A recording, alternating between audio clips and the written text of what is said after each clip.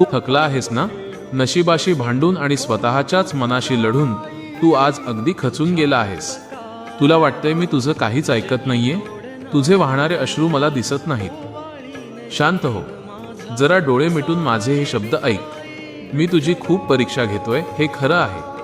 पण तुला जे मिळणार आहे ना, ते तुझ्या कल्पनेच्या आणि या जगाच्या विचारांच्या पलीकडे आहे.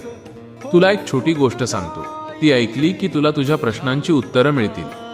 एकदा एक भक्त समुद्राच्या वाळूवरून चालत होता. त्याला वाळूवर 2 पाऊलखुणा दिसत होत्या. एक जोडी त्याच्या स्वतःच्या पावलांची होती आणि दुसरी जोडी त्याच्यासोबत चालणाऱ्या माझ्या पावलांची होती.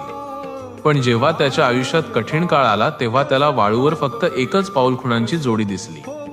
त्याने रडत मला विचारलं, स्वामी, जेव्हा मला तुमची सर्वात जास्त गरज होती तेव्हा तुम्ही मला सोडून का गेलं? मी हसलो आणि त्याला म्हणालो, बाळा, ज्या पाऊलखुणा तुला दिसत आहेत त्या